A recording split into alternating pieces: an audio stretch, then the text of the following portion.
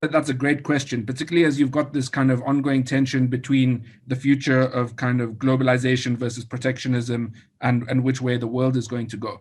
And for me, I think this should really catalyze the integration project now more than ever. And I think in that regard, policymakers in terms of the African Continental Free Trade Agreement have approached it the right way. They've been pragmatic. They've understood that the initial timelines were not going to be sustainable. They've shifted those out because they've understood that governments were diverting all available resources to firefighting effectively on the healthcare and the economic front.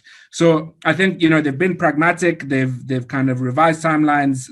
But they've also been very careful to retain momentum regarding the agreement, so as to not have it fade away into obscurity. And I think this was the delicate dilemma that they had to wrestle with. Do they push ahead? Do they abort? Do they postpone? And they've decided to postpone. But there has been progress maintained. We've had the Secretariat officially launched. Afri-Exim Bank has come to the party with funding instruments to help smooth this transition. And I think, the message coming through from the Secretariat is that the political momentum is there. I think, though, there are going to be three fundamental tensions that need to be resolved in order to make this a success.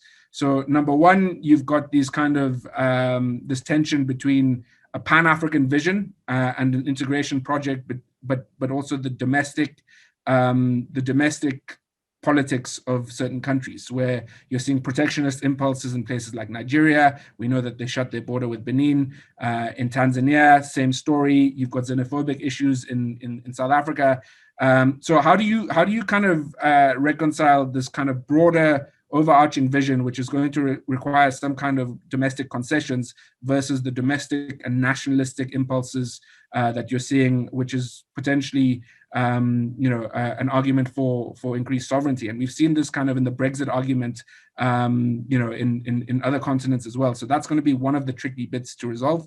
The other one is kind of making sure that the smallest countries are protected, because otherwise, it's going to be disproportionate. Again, we've seen this in Europe, where effectively, a lot of the larger countries get all the benefits, and the smaller countries are neglected. And this actually exacerbates the lack of equality, leads to productivity differentials, and widens divisions.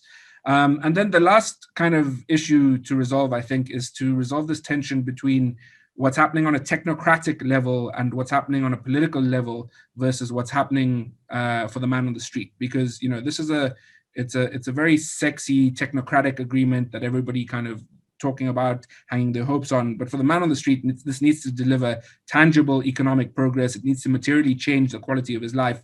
And I think, selling that message and reconciling that top-down versus the bottom-up approach is another issue. I mean, of course, it's got huge potential. If it works, it's going to be the largest free trade area in the world, an economy of $2.5 trillion, 1.2 billion people. I don't care who you are, whether you're wherever you're sitting in the world. That's too big to ignore.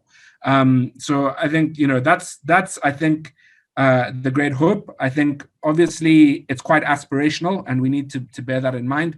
But I think it gives us a collective vision to work towards. And I think what's quite exciting about this is that it's an African solution to an African problem. It leverages the low-hanging fruit. There's the political momentum, as I've mentioned, and also, as I've mentioned, the size and the scale of it all. So I don't think that it's going to be linear progression. I don't think it's going to be all smooth sailing. You're going to have hiccups, tensions. But, for Africa, which through the AU has traditionally been slow, cumbersome, bureaucratic, I think there's been significant progress that we need to acknowledge, and it gives us something to work towards. So, I think if the momentum can be maintained, I think it will certainly be a positive and improve the ease of doing business, reduce the cost of doing business. And I think the integration project, at a time where global alliances are fragmenting, where isolationist impulses are on the rise, I think Africa needs to realize that its power is as a collective, and it needs to rely on itself and bet on itself rather than rely on external forces or external powers.